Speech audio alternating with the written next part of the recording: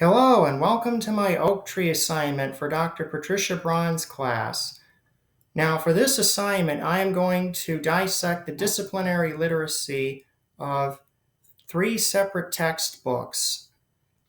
This assignment is based on a figure that was in Chapter 7 of our textbook written by Rachel Gabriel. The basic language systems in a textbook act like the basic parts of an oak tree.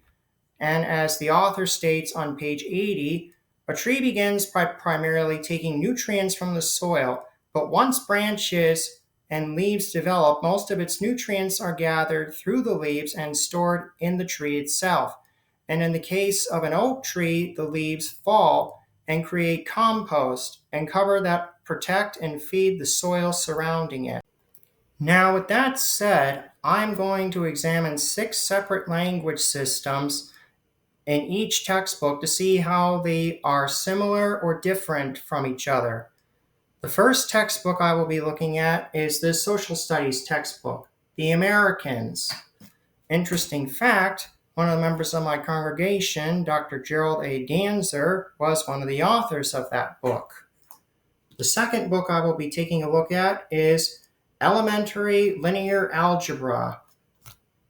This textbook was specifically written for freshman and sophomore math students, so I apologize for the confusion about that. And the final textbook I will be looking at is Modern Biology. Okay, so without further ado, let's get started. Now, in terms of the orthography for the social studies textbook, it mostly uses words and images to represent different meanings. This dovetails into the morphology, being the units that must be recognized in order to understand the text. Some examples of this can be timelines, political cartoons, and maps. This is a picture that I took of a timeline that is in the book that is on page 277. This is a timeline that talks about the economic revolution and how methods of communication evolved over time. It started with the telegraph, and then the telephone, the radio, TV, computers, and of course the cell phone. So next we are going to talk about the semantics and the syntax of the social science textbook. So the semantics is what is unique about the vocabulary in a textbook. So the vocabulary in the textbook is bold and it represents important people, places, things, or political ideologies. An example of this can be found on page 285 in the textbook when it talks about the phrase 5440 or fight. This refers to the slogan latitude 5440, which was the northern limit of the disputed Oregon Territory. And in the assessments at the end of each chapter, the students are asked to analyze, evaluate, synthesize, and compare and contrast. Now, the syntax is what are the patterns in the text and how are they organized. So each chapter in this textbook is divided into sections and includes comparing themes, geography spotlights, and an assessment at the end of each chapter. So chapter 9 of this textbook, which is the excerpt that I am using for this assignment, is broken up this way. It is divided up into 4 sections. The Market Revolution, Manifest Destiny, Expansion to Mexico, and the War with Mexico. So the final thing we are going to look at for the social science textbook are the text structures and features and the pragmatics. So what do we mean when we say text structures and features? Well, it's asking how is the text how are the features and components of the textbook organized? So the way that this textbook is designed is it's broken up into 3 parts: the main idea, why it matters now, and the terms and names. This is a picture from section 2 of chapter 9, which talks about manifest destiny. So the main idea is the Americans moved west, energized by their belief in the rightful expansion of the United States from the Atlantic to the Pacific. Why it matters now, the South and the Southwest are now the fastest growing regions of the United States, and the terms and names, just to name a few, are Manifest Destiny, 5440 or Fight, the Oregon Trail, so on and so forth. Now on to the pragmatics. So the pragmatics are what I like to call what exactly is it that the teacher wants but expects the students just to know without asking?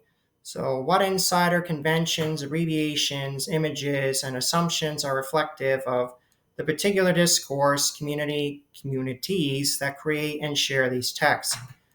So the students are given assessments at the end of each section, and then they ask students how to review and practice their social science skills, such as critical thinking and evaluating. Here's a question from page 285 of the textbook. What are the benefits and drawbacks of the belief in manifest destiny? Use specific references to the section to support your response.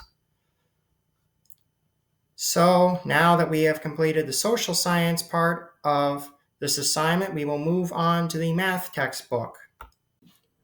Okay, so let's talk about elementary linear algebra. So how are the morphology and orthology similar to the social science textbook that we looked at? Well, while the math book still uses English letters, it also uses symbols in order to represent things.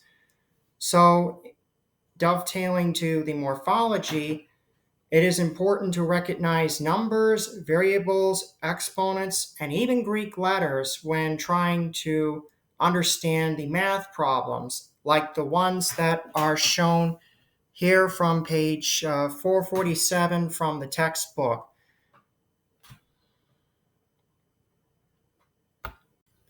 Okay, so now I'm going to compare the semantics and syntax of this math book to the semantics and syntax of the social studies book.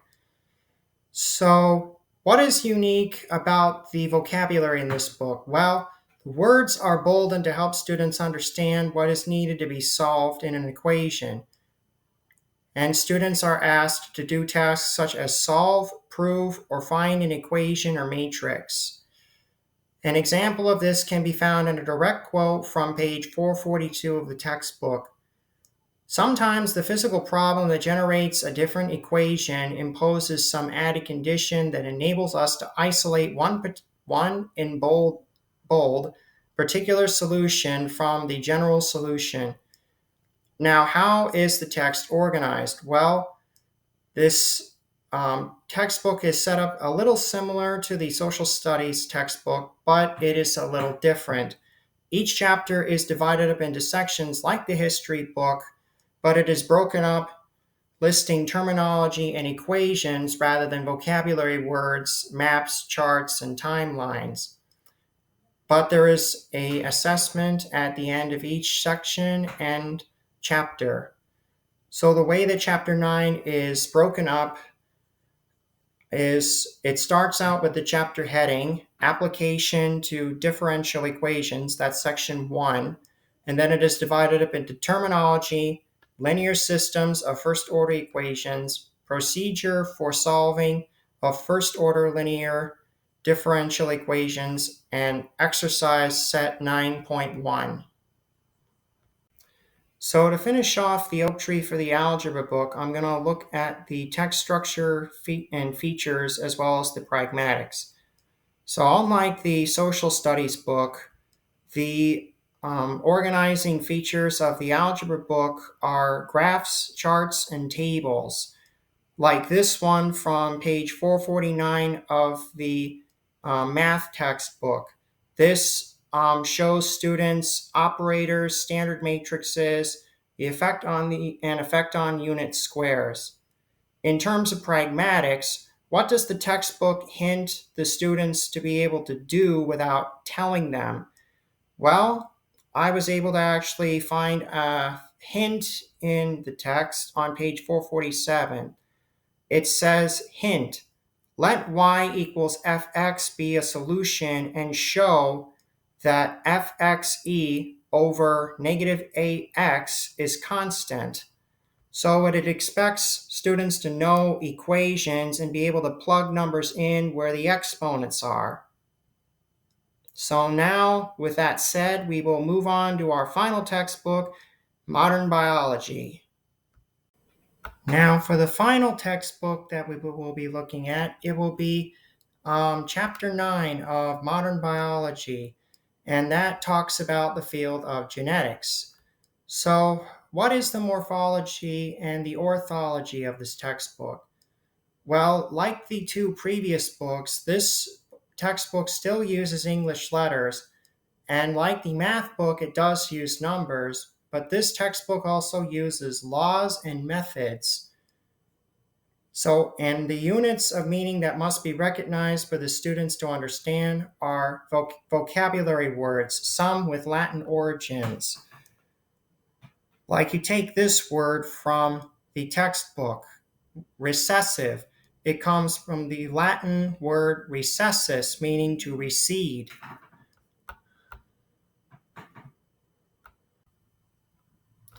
So when comparing the semantics and the syntax of the previous two textbooks, what's unique about the vocabulary in this biology book is that the words have a very specific ending. An example like type or zygous. An example can be found on page 180 of the textbook. An organism's genetic makeup is its genotype, and an organism's appearance is its phenotype. And students are asked to describe, distinguish, outline, define, and differentiate in each assessment. So, in regards to the syntax, what sentence or phrase level patterns explain how the text is organized? Well, that is done using vocabulary, and like the math book, mathematical formulas are used, but also, since this talks about genetics, Punnett squares are used. So, in an example of mathematical formulas being used is this one. The probability equals the number of times an event is expected to happen divided by numbers of times an event could happen. So to finish off the OakTree for the biology assignment and looking at the text structure and features and the pragmatics. So the way that the text is organized, at least for this chapter, is it uses columns, rows, and lower and uppercase letters to represent recessive and dominant traits, as you can see in this Punnett square right here.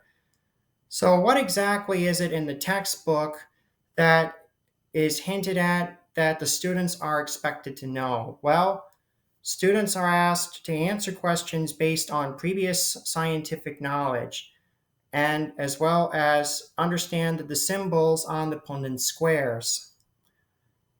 An example can be found on page 173 of this textbook. Describe how Mendel's results can be explained by scientific knowledge of genes and chromosomes. So to conclude this assignment, I am going to answer the questions at the end of Chapter 7 of our textbook. Number 1, which language system stood out as most important or interesting? Well, I would definitely say I really like the pragmatics because I really like the aspect of things in the textbook that are not said out loud, but the texts expect the students to know how to apply certain things that they have learned. I also really liked the semantics, talking about why vocabulary is used. Comparing, vocabulary from history, science, and math was very interesting. Number 2, How does analyzing multiple systemic language expose potential topics for instruction? Well, I experienced this during a field experience at Lake Park East Campus. I was observing a world history class, and the teacher was talking about the Islamic Golden Age. And he was basically going through how to do document-based questions with his students, and they were examining several primary source documents, several of which dealt with Muslim achievements in science and medicine, as well as mathematics, of course. Number 3, how might understanding more about how textbooks support your students in creating their own text? Well, I think that it really shows that students should, when they are doing an assignment or reading a textbook, that they should try to consider things from multiple perspectives, not just from the perspective in the class they're in right now.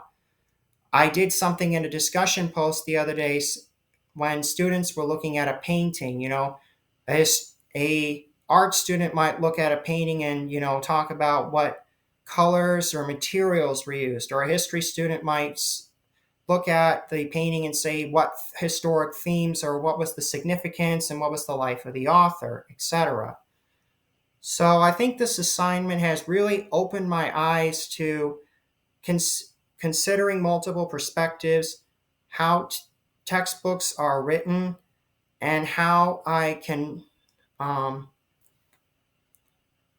I can and how I can encourage my students to think outside the box. Thank you for taking the time to watching this, and good night.